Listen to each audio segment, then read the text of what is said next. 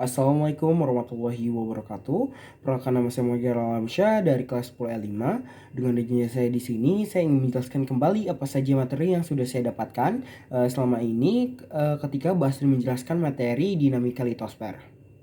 Dinamika litosfer adalah perubahan dan pergerakan yang terjadi pada lapisan terluar bumi akibat proses internal dan eksternal bumi. Berdasarkan penelitian ahli geofisika, terutama dengan metode seismik, bagian dalam bumi dapat diketahui berdasarkan kecepatan perambatan gelombang P dan juga S. Bagian dalam bumi dibagi atas 3, yaitu 1. Kerak bumi, 2. Mantel bumi, dan 3. Inti bumi.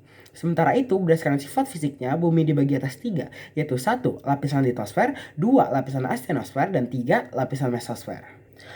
Nah, sekarang saya akan menjelaskan batuan-batuan yang menjadi penyusun kulit bumi. Yang pertama adalah batuan beku. Batuan beku adalah batuan yang terbentuk dari magma yang keluar dari dalam bumi dan membeku karena proses pendinginan. Contohnya adalah batuan granit, batuan andesit, dan juga batu diorit.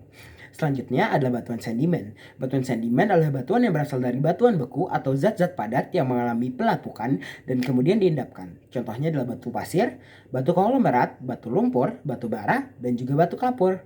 Terakhir adalah batuan metamorf. Batuan metamorf adalah batuan yang berasal dari batuan beku atau sedimen yang telah berubah bentuk akibat tekanan dan temperatur yang tinggi. Contohnya adalah batu marmer, batu sabak, batu kuarsa, dan juga batu kristal. Tenaga pembentuk muka bumi terbagi menjadi dua, yaitu endogen dan juga eksogen. Dan di video ini saya hanya akan menjelaskan tenaga endogen. Tenaga endogen itu apa sih? Tenaga endogen adalah tenaga yang berasal dari dalam bumi yang menyebabkan perubahan pada kulit bumi. Sifat dari tenaga endogen membuat bumi menjadi tidak rata.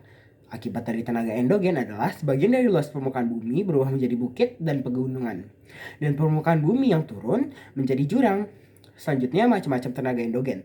Tenaga endogen terbagi menjadi 3, yaitu tektonisme, vulkanisme, dan juga seisme atau gempa bumi. Nah, sekarang saya akan menjelaskan apa itu tektonisme. Tektonisme adalah perubahan letak lapisan kulit bumi yang disebabkan tenaga endogen dengan arah horizontal dan vertikal. Pada tahun 1968 ditetapkan bahwa litosfer memiliki 6 lempeng utama, yaitu lempeng Afrika, lempeng Amerika, lempeng Pasifik, lempeng Eurasia, lempeng Indo-Australia, lempeng Antartika. Indonesia terletak di pertemuan beberapa lempeng tektonik utama, yaitu yang pertama lempeng Eurasia di utara Indonesia bertemu dengan lempeng Indo-Australia. Yang kedua lempeng Indo-Australia di selatan Indonesia bergerak ke arah utara dan menekan lempeng Eurasia. Yang ketiga lempeng Pasifik di timur Indonesia bergerak ke arah barat dan bertabrakan dengan lempeng lainnya. Selanjutnya batas lempeng terbagi menjadi 3, yaitu yang pertama batas lempeng divergen di mana lempeng A dan B bergerak ke arah berlawanan. Yang kedua batas lempeng konvergen di mana lempeng B dan C bertuburan. Dan yang ketiga batas lempeng sesar mendatar di mana lempeng D dan E saling bergesekan secara mendatar. Berdasarkan kecepatan gerakan dan daerah yang dipengaruhinya, tenaga tektonis dibagi menjadi 2, yaitu yang pertama adalah epirogenesa atau gerakan pengangkatan jalur gerak bumi secara lambat meliputi daerah yang sangat luas. Ada 2 tipe epirogenesa. Yang pertama adalah epirogenesa positif, yaitu permukaan bumi turun seakan laut naik. Yang kedua adalah epirogenesa negatif, yaitu permukaan bumi naik seakan laut turun. Yang kedua adalah orogenesa atau gerakan tenaga endogen yang relatif cepat dan meliputi daerah yang relatif sempit. Tenaga tektonisme ini juga dikelompokkan atas tektonik patahan, faulting proses, dan tektonik lipatan, folded proses. Morfologi patahan adalah bentukan-bentukan alam di muka bumi sebagai akibat adanya proses pematahan atau faulting proses pada lapisan batuan pembentuk kulit bumi atau litosfera. Proses pematahan lapisan batuan pembentuk litosfera disebut sesar. Berdasarkan bentuk yang dihasilkan dibedakan menjadi faults, dan joint. Selanjutnya adalah istilah-istilah dalam patahan, yaitu yang pertama adalah horst, tanah lapisan yang lebih tinggi daripada sekitarnya. Yang kedua adalah graben atau slang, lapisan tanah lebih rendah daripada sekelilingnya. Yang ketiga ada escarpment, yaitu adalah bidang penggeseran. Yang keempat adalah dextral, pergeseran mendatar ke kanan. Dan yang kelima adalah sinistral, pergeseran mendatar ke kiri. Selanjutnya adalah lipatan. Lipatan terjadi karena adanya tenaga endogen yang arahnya lateral atau horizontal dari dua arah yang berhadapan atau saling mendekat, sehingga lapisan-lapisan batuan di daerah tersebut terlipat dalam bentuk puncak lipatan atau biasa disebut antiklin dan lembah lipatan yang bisa disebut sinklin. Selanjutnya saya akan memberitahukan kalian apa aja macam-macam lipatan. Yang pertama adalah lipatan tegak. Yang kedua adalah lipatan miring. Yang ketiga adalah lipatan menggantung. Yang keempat adalah lipatan rebah. Yang kelima adalah lipatan isoklinal. Yang keenam adalah lipatan sesar. Selanjutnya saya akan menjelaskan apa itu vulkanisme. Vulkanisme adalah peristiwa merebusnya magma ke permukaan bumi. Gunung api adalah lubang kepundan atau rekahan dalam kerak bumi tempat terkeluarnya cairan magma atau gas atau cairan lainnya ke permukaan bumi. Material yang dierupsikan ke permukaan bumi umumnya membentuk kerucut terpancung. Penyebab terjadinya gunung api adalah: yang pertama, pemekaran kerak benua. Yang kedua, tumbukan antar kerak. Yang ketiga, kerak benua saling menjauh satu sama lain secara horizontal. Yang keempat, penipisan kerak samudra akibat pergerakan lempeng. Berdasarkan geologisnya, wilayah Indonesia dilalui oleh dua rangkaian pegunungan, yaitu yang pertama Sirkum Mediterania dari Laut Tengah sampai Sulawesi Utara, yang kedua itu Sirkum Pasifik dari Pasifik sampai Maluku. Berikut saya cantumkan peta persebaran gunung api di Indonesia. Selanjutnya adalah tipe-tipe erupsi gunung api berdasarkan sumber erupsinya. Yang pertama, erupsi pusat. Erupsi keluar melalui kawah utama. Yang kedua, erupsi samping. Erupsi keluar dari lereng tubuhnya. Yang ketiga, erupsi celah. Erupsi yang muncul pada retakan atau sesar dapat memanjang sampai beberapa kilometer. Yang ketiga, erupsi eksentrik. Erupsi samping tetapi magma yang keluar bukan dari kepundan pusat yang menyimpang ke samping, melainkan langsung dari dapur magma melalui kepundan-kepundan tersendiri. Selanjutnya adalah proses vulkanisme. Proses vulkanisme menghasilkan beberapa bentuk muka bumi, antara lain adalah: yang pertama itu kawah, lubang berbentuk mangkuk di puncak gunung api. Yang kedua itu adalah kaldera, hasil letusan gunung api yang berbentuk seperti kawah tetapi berukuran jauh lebih besar. Karena besar, pada sebuah kaldera dapat terbentuk danau emisi gas, mata air panas, dan gunung api corong kecil. Selanjutnya adalah macam-macam hasil intrusi magma.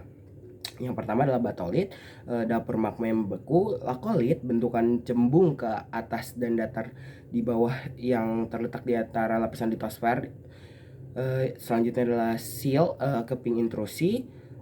Habis itu selanjutnya adalah gang, korok, dik, retas, batuan hasil intrusi yang membentuk pipih atau tipis dan panjang. Dan selanjutnya adalah diatrema, batuan hasil intrusi yang mengisi pipa letusan silinder dan memanjangkan dapur magma sampai pada batas permukaan bumi. Dan terakhir apofisa, gang yang relatif kecil dan merupakan cabang. Selanjutnya adalah macam-macam erupsi berdasarkan kekuatan letusannya. Yang pertama, erupsi efusif.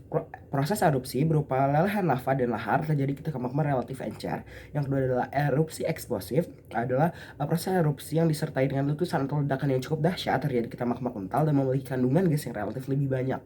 Selanjutnya adalah macam-macam erupsi menurut bentuk lubang tempat keluarnya magma. Yang pertama adalah erupsi linear, yaitu proses erupsi melalui celah atau retakan yang memanjang. Yang kedua adalah erupsi areal, yaitu proses erupsi terjadi ketika karena magma dekat dengan permukaan bumi sehingga magma melelehkan dan membakar batuan di atasnya, maka magma keluar dari beberapa tempat. Selanjutnya erupsi sentral, yaitu proses erupsi melalui sebuah lubang atau pusat erupsi sehingga membentuk kerucut gunung api yang terpisah-pisah. Bahan-bahan yang keluar saat terjadi gunung meletus adalah ada 3, yaitu bahan padat atau eflata, bahan cair, bahan gas atau ekshalasi. Vulkanisme di Indonesia penyebarannya dibagi 3, yaitu yang pertama sistem Sunda, yang kedua sistem busur tepi Asia, yang ketiga sistem sirkum Australia. Selanjutnya yang terakhir saya akan menjelaskan seisme atau gempa bumi. Seisme adalah getaran yang ditimbulkan oleh gerakan tektonisme, vulkanisme, ataupun runtuhan. Selanjutnya istilah-istilah dalam seisme. Yang pertama adalah seismologi, yaitu ilmu yang mempelajari tentang gempa.